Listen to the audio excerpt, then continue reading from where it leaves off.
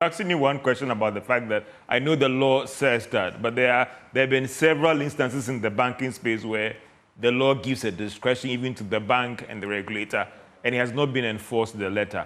More than 200 businesses, and from what I'm picking up, for some of these businesses have been identified, they are quite big. So if they should publish their names, and I know that George Yaffe and Sons is a big business, and this has been done. Aren't you worried about the implications on your dealings with that business and even the whole financial intermediation space? I think that is the whole essence of the exercise, is to weed the system from users who abuse the trust in that system. And the banking system is a highly regulated sector. That's the first thing we must all note. And anyone who comes to the banking arena or the financial system has to carry a certain kind of credibility, because someone is just taking a piece of paper in exchange for value. And it's important that that trust is not compromised. So if you are a big business, then you have to let it reflect in how you transact your business. And I heard Seth talking about instances where customers have called the bank to stop the check, or called the payee to stop the check, or one way or the other, so that it doesn't get to the point where you get reported. There are avenues, and that check is only applicable when you issue that instrument against an account or on a drawee bank where you do not have funds to settle or to give value to that instrument. And I think, in my view, it is a positive development. And if you are a good businessman, a business of good repute, it should reflect in your conduct.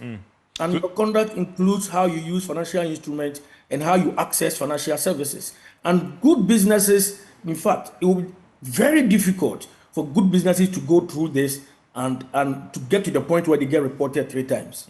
So I get from you that the window is still open to still engage the Bank of Ghana to enforce their own laws in letter. But again, the bit about, on your part, enforcing this, these businesses cannot have access to fresh credit for the next 3 years.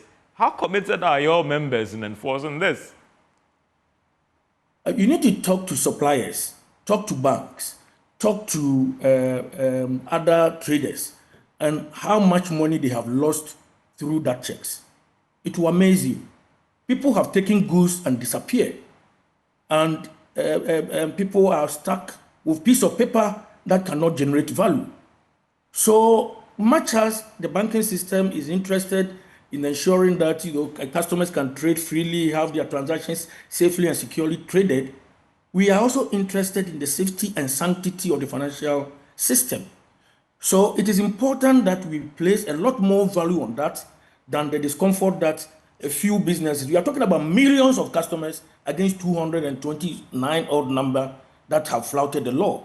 It's like saying that, why are you putting this man to jail? He just stole a piece of cake. And meanwhile, there are 35 Ghanaians. Are we going to use 1 or 2 people to say, because it's just 2 people, why are we going ahead to jail these social miscreants, or maybe a petty thief? The point is, are we prepared to enforce the law that we ourselves have put on our books? There is one thing that media people you like to say very much, which is to say, Ghana, we have all the laws under the sun. What is lacking is implementation. But what I find sometimes surprising is when we take action, or the system takes action to implement the laws that have existed. The Criminal Offences Act is 1960. It's existed on our books since 1960. Section 313 has been on our Criminal Offences Act, Act 29 or so, since 1960.